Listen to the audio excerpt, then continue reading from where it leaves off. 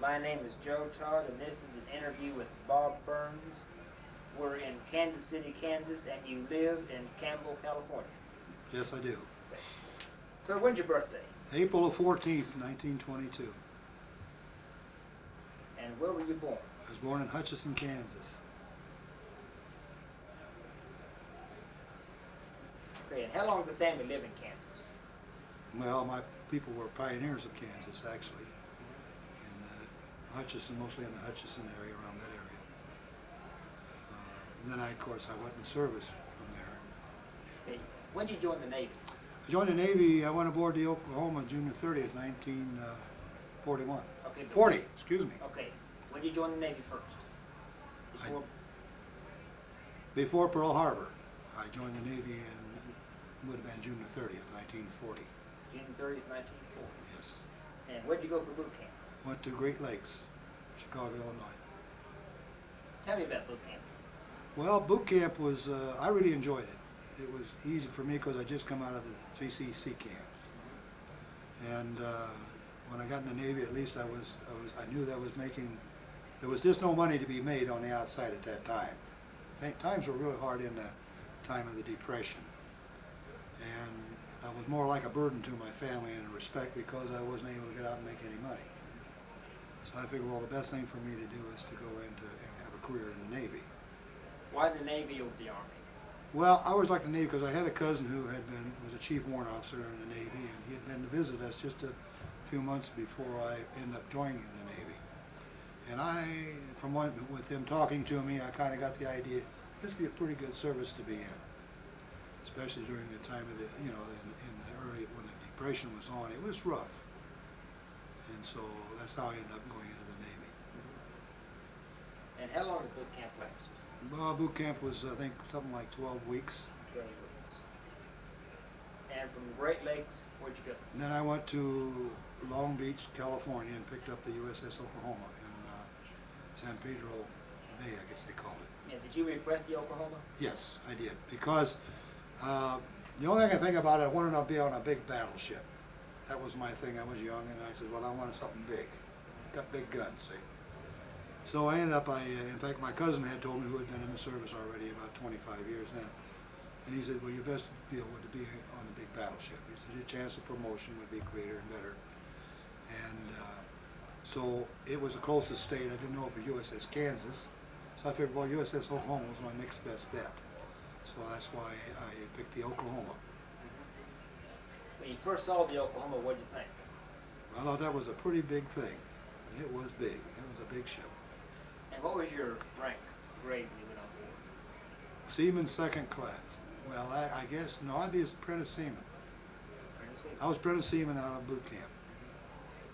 And then eventually as time went on, I made seaman second, I made seaman first class. And what were your quarters on? I was in turret 1 in what they call the circle deck. And I was a gunner's mate striker in turret 1. And what's the circle deck? Circle deck is the deck between between where the ammunition or the big powder bags and the steel projectile casings come up. It was a separation between the two, and we kept some projectile casings in the circle deck. They were mounted in like big holes that were ready to come up into the breech of the gun. And of course my job was really to learn the position to become a gunner's mate in the Navy. Okay. And what were your duties in the circle deck? Well, actually, my duties were on the gun itself. In other words, my job was to do the dirty work. I'd clean the breech mechanism and take all the mechanism apart and clean it and put it back together. Take the big deals and clean out the bores and clean the bores out of the guns and wash down the turret. That was my job. I had the dirty job for a while. How do you clean the breech in a 14-inch gun? Well, we have what they call big, long, I don't know whether you've ever seen it, where you can extend, like you've seen swimming pools where they can extend the vacuum. Well, we did this, but and you've seen it probably on small guns. They use little cleaning devices to clean out the gun. Well, this was the same thing on a larger scale. And we put our special rags on the end of it, with the oil and everything, and we clean them out. and oil them up good. And then we had regular, which looked like steel wool on the end, and we cleaned the board, and then we have cleaned out afterwards, and then we end up with a thin coat of oil. What was your station during general quarters? General quarters, and I was I was called the handling room captain. I was in charge of getting all of the powder bags, because we had the big 14-inch powder bags, and the 14-inch projectiles. My job was I was in charge of a crew to bring we'd open up the magazines and take out the powder bags and bring them in whatever they needed, whatever the chief or they gave me the word up above to load, and then it would run up through the shaft. And then we had also a shaft that they used to run up the projectile casings. And like I said, the projectile casing was the first thing to go up, and it would go into the breech. And depending on what distance they wanted on the projectile, then it took 3 to 4 bags of powder. What kind of powder were you using? Mostly black powder. It was a common black powder mostly. Yeah. Yeah. Okay. How far could you fire those projectiles? Well, we could fire them over the horizon because we shot at targets. I don't remember exactly the mileage right now, but I know that we couldn't fire them as far as I could an 8-inch or a 12-inch on a heavy cruiser or light cruiser, but I would say we could probably shoot them 19, 20 miles. But we couldn't see them land when they landed on the other side of the horizon. Describe your quarters. Well, my quarters was on a circle deck, and we kind of really thought we had it made because we had a little spot for a little coffee pot and everything, and everybody pertaining to the gun usually slept on the circle deck except the chief.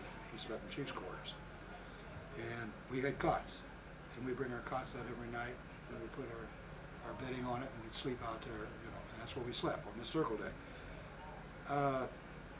The circle deck was a deck that was actually protruding from each side out to the round center part of the gun. Is that what they call the casemate? Well, a casemate would be your wall, so your casemate's a wall around. See, no, we didn't really have casemates. We were part of the turret. You've seen the turret in the guns. We had 3 guns, and the turret like this. Well, inside there was a circle deck just below where the gunner and everybody stepped to shoot the gun, or the loaders. And that's where our quarters were to sleep. We were connected what they call with the 1st Division, or the deck division, 1st Division. But our duties were in the turret, for that turret. Now you were turret 1 or 4? I was turret 1. 1. 3-gun turret. We were the lead turret. Yeah. Okay, what was your average day on the Oklahoma? Oh my golly. Well, Like get Reveille? up at Reveille, and the What first time? thing, well, I can't remember, but I think if I remember right, it was always 6 o'clock that we got up. And because later in my duties, it changed a little bit during the war years, if the war years started. Because you never knew when you were getting up, or you had to do a 4-hour duty at night. But you always knew that you were going to probably have a 4-hour shift on duty, And that might be away from the gun. That might be up maybe around the bridge with the eyeglasses looking for any of the enemy or whatever. This is after Pearl Harbor. But you're talking about the Oklahoma. Well, the Oklahoma was still peacetime in a respect, although we were in a state of emergency, as you know. In 1940, we were in a state of emergency. And so we were on call all the time, so we had a regular duty. And if you notice the Oklahoma, I think you've seen the picture of the Oklahoma, we had tripod mats. And we had the fore and after mast, and those is where we stood with our binoculars looking for the enemy or whatever. And of course we were what they call a switch deal. We switched with another fleet. We were a flagship, as you know. And Pennsylvania was the other flag. But we would be out with our flotilla out one time, and as we were coming in, they would be going out until Pearl Harbor, which was quite a surprise. But anyway, my average duty was the first thing in the morning. I had my duties to clean, as far as the gun was concerned. And then I had the duties of, in other words, I say before the regular day's duty, they would, of course, they chow down for chow. And then if I had to do some swabbing down or cleaning some decks, because we had a certain amount of the decks around the guns, that was our duty.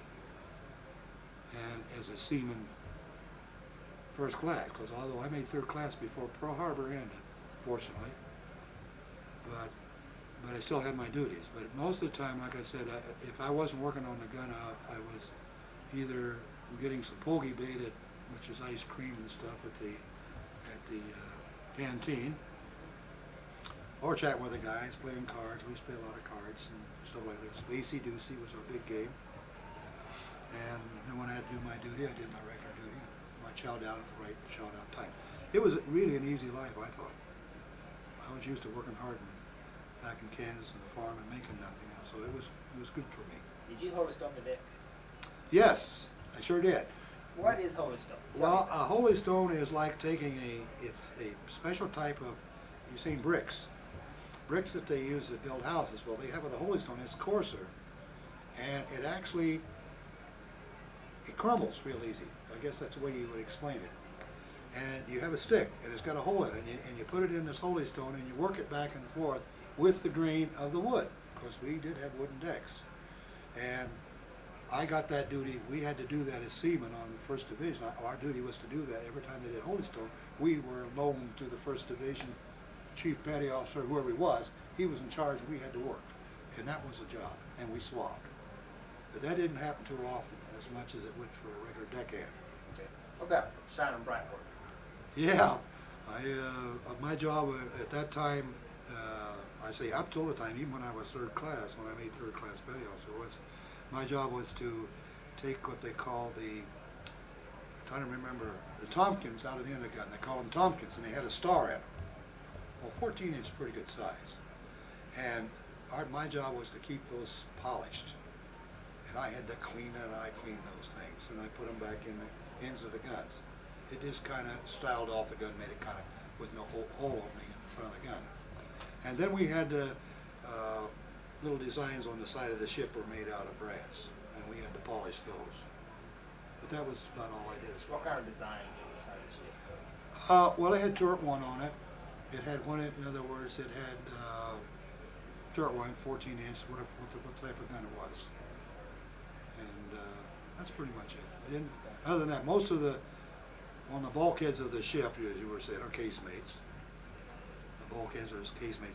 They would have these designs for the ship on there. But other than that, then they would have maybe directions or something also, and they put those in brass. Did you serve your 3 months mess duty? Yes, I did. That was one thing. All we had to do as a seaman. As a seaman second class, I did scullery duty first. I had to clean up those dirty pots and pans. Man, I'll tell you, never forget that as long as I live. Then they made a mess cook out of me, which we carried the trains full of food, hot food down to our table. And How far from the galley to your table? Oh my God, half of the ship, just about halfway from the ship, I would say what?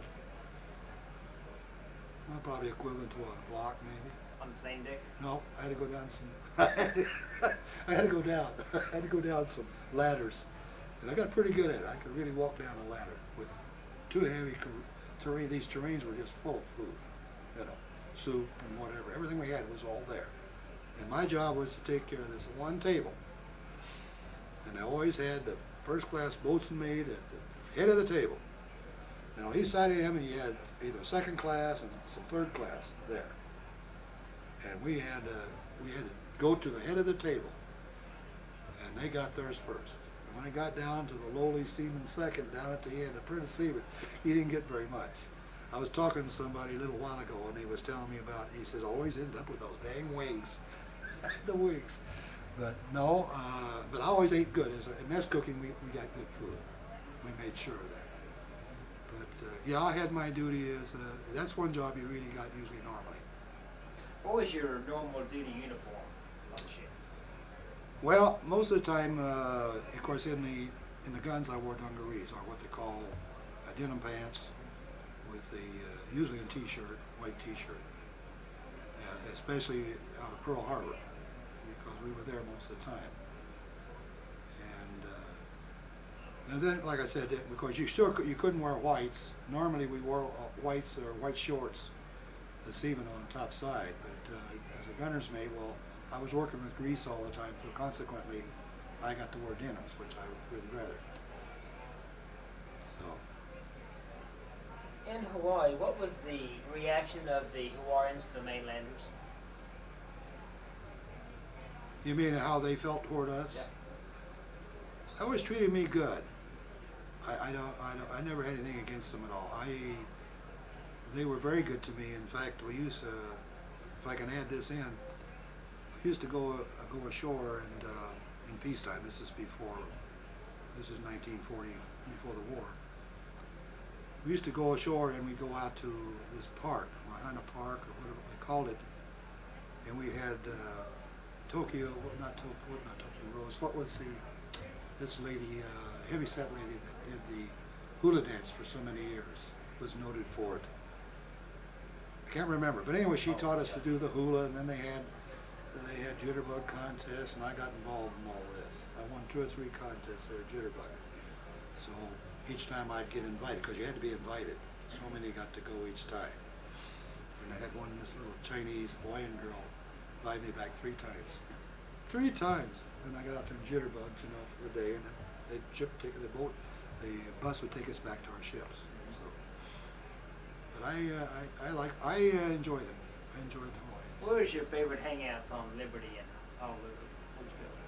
Well, I didn't have anybody there I knew really. I had a cousin who was the chief warrant electrician on the Vestal, and his name was Raymond Burns. He ended up being the skipper of the Vestal, because when he went to World War II, he was ready to get out. He was about ready to retire.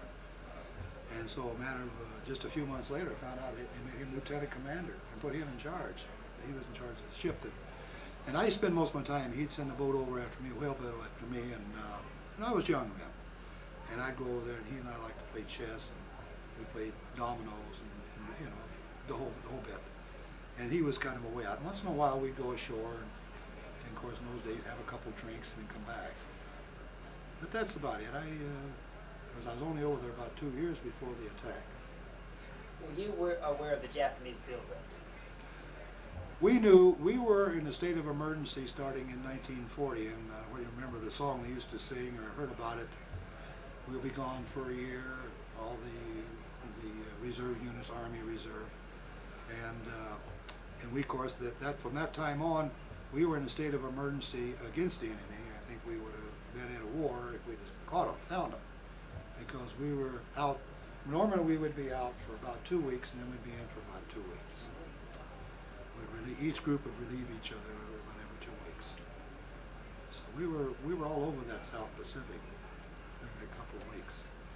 And yet, we knew there was a couple of times that we had what they call, I don't know whether anybody you've interviewed ever told you about this, off the Oklahoma. But we were coming in, back into port, back into Pearl Harbor, and there was a high horizon bomber, which we know was Japanese, dropped 2 bombs. You might have got that story, but it happened. And they were dropped behind us. And then, of course, we were so close, then they disappeared. And this must have been, I would say probably maybe a couple of weeks before the Pearl Harbor attack. Because we went out again before we came back. And when we come back, we couldn't figure out why. All the ships were left in there. And we had to tie up next to the Maryland at that time. But that's, like I said, we knew there was a build-up. We knew that something was going on, or they wouldn't have had to call the National Guard and Reserve units up.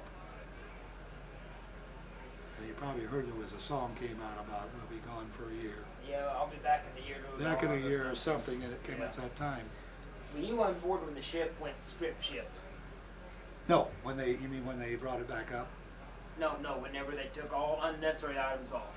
Like the silver and all that. No, I don't even remember that. All I remember is coming into port, we had to secure all ammunition below decks. Yeah. Okay, well that was in 1940s, but probably before you went aboard.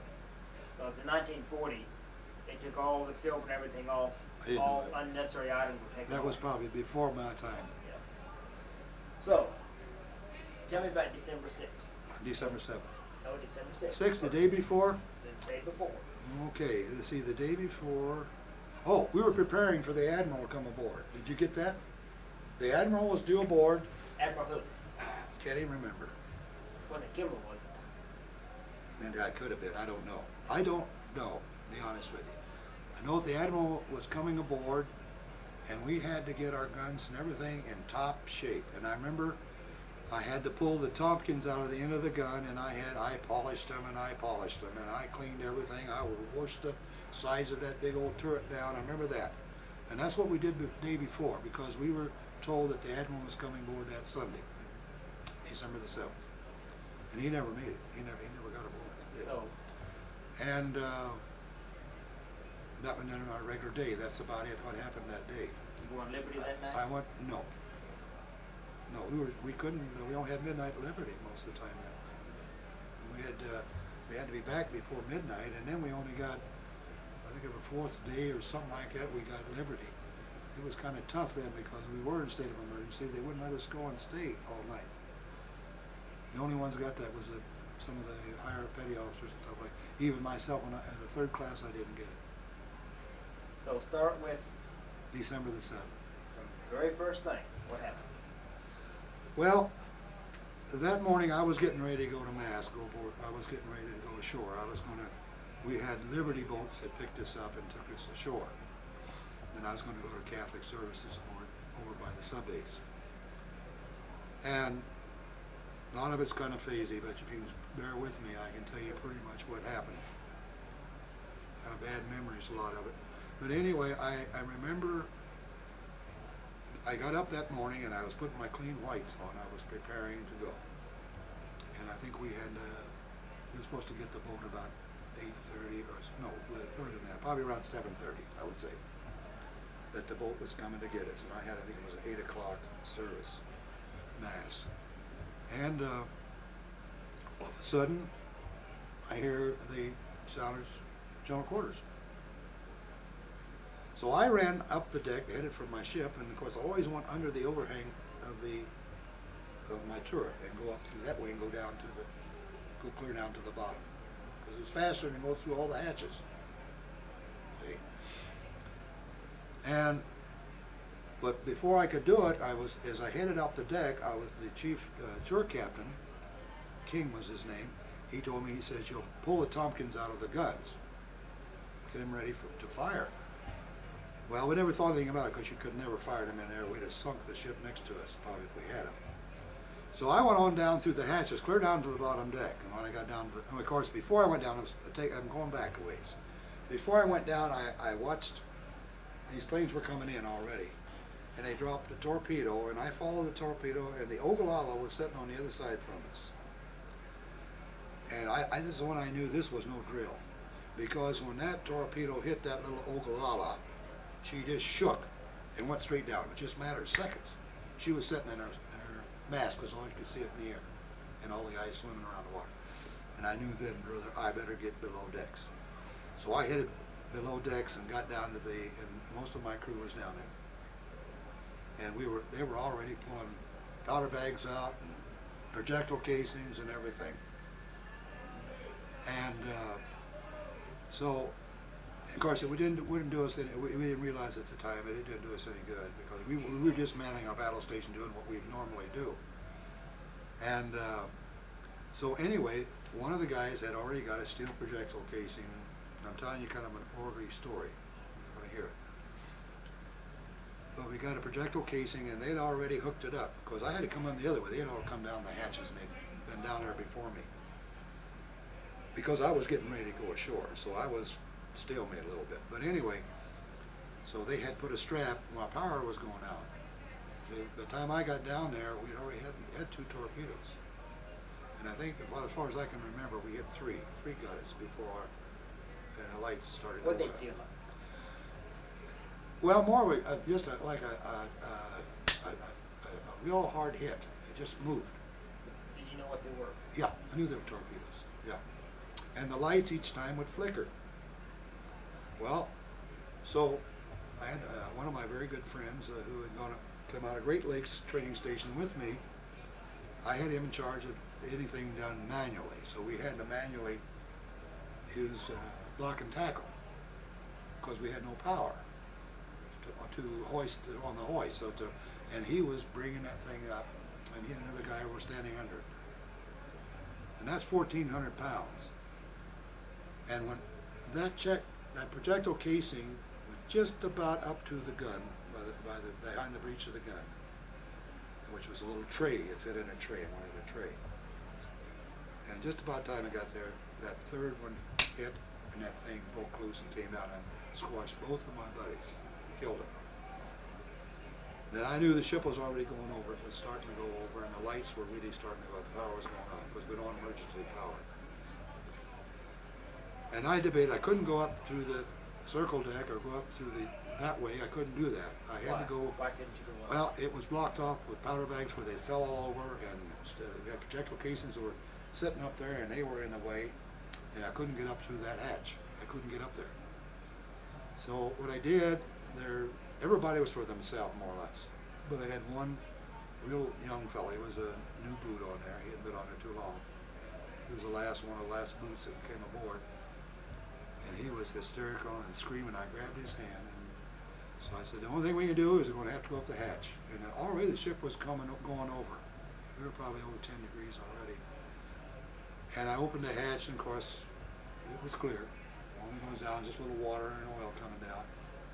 And as the ship came down, as the ship was going over, we were climbing. Next thing we were climbing sideways, and we managed before it got clear over. We got clear up to the third deck, where the 27-inch portholes were. Well, by that time the ship was on its side, and we had oil and water up just about, well, I guess about my shoulders. And I could see a light. And this Chaplain Smith hollered at me. I happened to be on the ship. I was his older boy. And he knew me right away. He knew my voice. And I was getting scared to death too. I mean, I'm scared. And this kid, he was screaming. Now, where were you in the ship? You know? I had come from about what they call the 7th deck, which would be down below by the ammunition handling room, which is almost to the bottom of the ship. And I'd worked myself all the way from the 7th deck, and they had short decks, all the way up until I got up to the 3rd deck. When I come up to the 3rd deck, the bunks and everything was on the side. And so, but I could still see. Were you midship or where? We were right, I would say more like at the break, because we came up at an angle.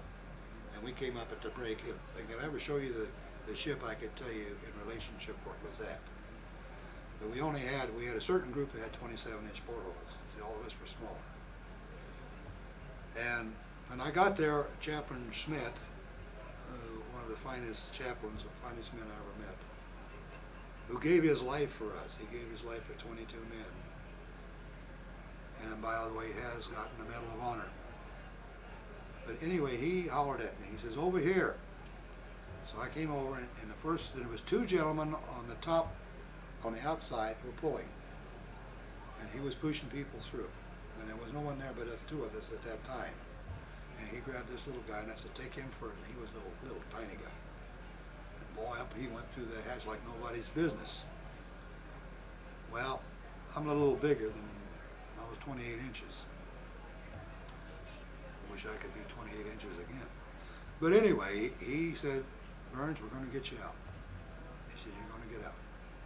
We've got 2 helpers up there. We got 1 big, strong Marine. I'll never forget. And I reached my hands up there, and he said, "Put one arm through like this." So I did, and he shoved. And the old guy pulled me on an arm, on this arm, and I got up, he got the other arm. Well, the part that was really hard was getting in my hips. And when I got through, I was bleeding all from the side, because I still had my whites on, short whites. The rest were short whites for church. And I was just bleeding all over, see. And these 2 fellows pulled me out. And then from there, in fact, I remember Ray Turpin, who was the Marine who finally found me a couple of years ago. We found each other. Was the last one that has helped save my life. And as we came up, he says, let's go over the side. So we went over the side into the water, and what had happened, we had chopped the lines to keep from pulling the Maryland over. Because our ship going over, we'd have pulled her over. We were heavier than the Maryland. She was older. So they chopped the lines, and so everybody was diving into the water and going and catch the line and hand over hand up over onto the Maryland, U.S.S. Maryland. Well, he went in too. He went to another line and went up, and I went to another one. I'll never forget, there was my new division officer that we had aboard, the ensign had come aboard from Oklahoma, by the way. Come off the farm in Oklahoma, but he was a well-educated man, had just come aboard ship. What was his name? You know, I can't remember, but he was a heavy-set fellow. I'll never forget as long as I live. And as he got on the line in front of me, and there was an enlisted man on top of him, over him. And of course, we were all excited, and we were fighting for the line to get aboard ship. I think the only thing I could think about was get aboard there and get on one of those guns and shoot back at those Japs. But as we were climbing, the Japanese torpedo planes were still trying to drop torpedoes between the Oklahoma sunk and the Maryland. There was just a small area there, but they never ever hit. Most of them hit beyond the ship. But as they come up, they would machine gun the ship. They had 20 millimeters in their nose. And when they did, they hit the shrapnel above me on the steel side of the ship. They killed I remember the enlisted man. I just want to say we have to vacate out of here. Okay. But anyway, so as the ships were coming, as these Japanese torpedo bombers were coming in, they were machine gunning 20 millimeters on the deck of the Maryland. As they did, they hit the side of the ship, and they dug steel out, shrapnel. And the shrapnel came down and killed the enlisted man on the top of the line in front out ahead of me, and it killed this officer who was a new officer aboard the Oklahoma from Oklahoma. And I'll never forget, because he was a real heavy man, and when his feet hit my shoulders, and about that time, I remember because it hurt. I'll never forget, because I had black and blue marks, and I couldn't figure out how I got the black and blue marks on my shoulders, the nurses. And then I got it. I got the shrapnel in my head, which I have a plate, silver plate, and then I got shrapnel down my legs, which I still have proof. I got proof of the shrapnel. And then I blacked out. Well, I said earlier there was only 3 men saved my life. It was actually 4, because a man in a whaleboat was going around with a whaleboat. He was our first class boatswain mate in our first division. The chief, we call him Chief Smith. He ended up being a chief warrant officer. And he was our, I guess you'd call her a master at arms for the ship. But he was picking up guys out of the water. And he picked me up. I don't even remember. But I ended up over in Fort Allen. When I came out of it, I was laying on a parachute table in Fort Allen. And I'll never forget looking up and looking around me and seeing all these poor burnt cases where their skin was just hanging on them, and they were moving. And I got up, and I remember I went crazy, and I ran out of there. And the nurse ran after me. And the nurse says, she caught me, and she says, sailor, she says, don't do you no good. But he says, I'll tell you what. She says, you're not hurt enough. She says, you'll be all right. She says, you see the whaleboat down there that's picking up all those people? You go on it. They take them over to the Pennsylvania. And I ended up on the Pennsylvania, and they put me in their sick bay. And brought me back to Old Naval Hospital, where I spent about 6 weeks. Then I ended up with duty on the USS Pennsylvania, and got 2 more ships before the war was over. So I put my regular tour of duty in the Navy, plus being hurt too. But getting back, probably a little short story about how I run into the man that pulled me out of the drink at Pearl Harbor. I happened to be chief gunner's mate by this time. It was in 1943, and I was reporting to to break in a new nucleus crew, which is a new crew for a destroyer that was being built in by all means, and by, you would never believe it, in Bethlehem Steel. And we had the crew in Norfolk. And I reported there, and I just went through the main gate, and I asked the Marine, I says, well, I was hungry, you know, and I says to this Marine, I says, guard, I says, where is the mess hall? And he says, right over there. He says, when you get over there, he says, walk on in, walk clear in the back. He says, because the table's for the chief, they'll wait on you. So I went in there, I went in there and set my duffel bag down, and I went over and I sat down in the chief's quarters, and the mess guy, cook, come around and asked me what I wanted, you know. I had a choice of so many foods. And I looked over here, and there was a Chief Warrant Bolson's was standing over there by watching everything that was going on right. He was in charge of the mess hall. And I kind of kept watching him because I didn't know him, see, as a chief, a warrant officer. I knew him as a first class. He wore a little round hat, like I did most of the time. And he looked at me, kind of grinned, you know, and because I was still light, I wasn't heavy then. And he walked over and he got a cup of coffee, and he came over, and we had separate chairs. And he took the chair and he turned it around and he straddled it, and he looked at me. He says, Burns, aren't you going to thank me? He says, I'm the guy that pulled you out of the drink at Pearl Harbor. And I'm telling you, I couldn't do enough for this man. My wife ended up in Norfolk later. She came over on the train. And the two of us, we couldn't do enough for him and his wife. And he passed away about 3 years ago. That was pretty much what happened to me December the 7th.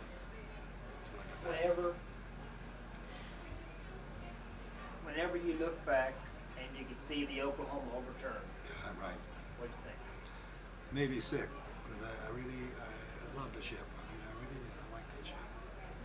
I played baseball for the ship once in a while. We had baseball, softball teams, and I played for them. Even was a golfer on there. One of the officers, we used to go and play golf once in a while. But no, I miss the Oklahoma. I was sorry that they couldn't bring it up and put it back in commission, although it wouldn't have done much good because we were so outdated that we wouldn't have stood a chance probably if we went out and tried it, especially if we got up against the Yamamoto. She was too much ship for us. So, no. Whenever anyone mentions the Oklahoma, what's your reaction? Well, I'm proud. I am very proud to have been a member of the Oklahoma. I really am. It sure wise me out. I went through a lot of, hell during the period of losing so many friends. 14 men that went aboard there from Great Lakes, Illinois together. I'm the only one alive today. The only one that's living today. How many died that day? There was 13 died that one day. Yeah, they were all caught in below decks. Chaplain Schmidt. Tell us more about him. One of the most wonderful men that I ever met. I did altar boy duty for him as which I had done as a child when I was younger in the Catholic Church. And I would say we were very close because it was hard to find someone on a ship that could do altar boy duty who had ever been an altar boy. And I would have to say that I thought he was one of the finest men that I'd ever known. He was a great guy. Although all I had to do with him was mostly the church into the ship. But it was an honor knowing him. It was an honor being part of him getting the Medal of Honor and the statue raised in his memory, or memorial. And where's that? That's in Omaha, Nebraska. It's actually a memorial, not a statue. His hometown? Yeah. He was from Omaha. Well, anything else about the Oklahoma? No, other than that, like I said, I'm proud to have been a member of the Oklahoma. I'm proud to have a lot of my old comrades that were on the Oklahoma who I made good friends, even the old timers that were on it clear back to 1960. I'm just proud to be a part of the organization. I'm proud to be chaplain of the ship, as I am an associate. What do you do to this chaplain of the association? Well, we have what they call a two-bell memorial salute. Of course, I do all the basic prayers, most of them, all of them. Of course, I am ordained lay minister, or what we call associate minister. And although I'm no longer Catholic, I'm a convert. really. But I still believe in the same Lord. But then we have what they call, like tomorrow morning, you'll be here, won't you? Tomorrow morning we have what they call a two-bell memorial. We have a salute. If you'd like to know a little bit more, during war years, World War I, World War II, and before, going back to Jones himself, the great admiral, we always have what we call two-bell burial at sea. If a man was killed at sea, or he died at sea. I've only seen one that was ever handled. It was handled in World War II. And as a man would die, we would have a slip to lay the body on, would be in a sack. The chaplain of the ship, or somebody who took the place, could do the prayer or whatever, he'd have a bell. You've seen our bells. So he'd strike a bell, only it was two bells, ship's bell and the bell that the chaplain had. He'd say a prayer over the body into the deep, and he would strike the bell, and just moments later, just long enough, the ship's bell would strike, and then he'd slip, body slip into the sea. And that's primarily why we have the two bell. We feel that every man, irregardless, if he died at sea, if he dies today, he deserves a two bell memorial salute.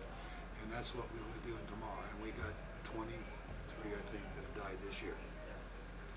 And in honor of them, we mention their name, if they were Navy or Marines, and of course we have Army and some Army in our groups too, and not very many Coast Guard because there weren't too many at Pearl. But we do honor all of them on this special day, and it's wonderful. Okay. That's about it. Great. Thank you. You betcha. Anybody on the Oklahoma, and you'll find that most of them, the stories are very close in what we do, what we say. And because I found it out, because through organization, I've read letters where each one has to write a letter, and we send it in when we become a member of the Oklahoma, letting us know what happened that day. Now, I don't know whatever happened to all those letters, but we can't find them anymore. They're gone somewhere. But I read the stories, and some of them, and they're all, boy, I could tell you could tell they were all in the Oklahoma. I mean, if you heard the same story of a guy that was on the West Virginia or the Nevada, well, the Arizona, you know, would be different. But they would be different, but they were still similar. Especially if any of them had to come out of the bottom decks of those ships. That's right. Really.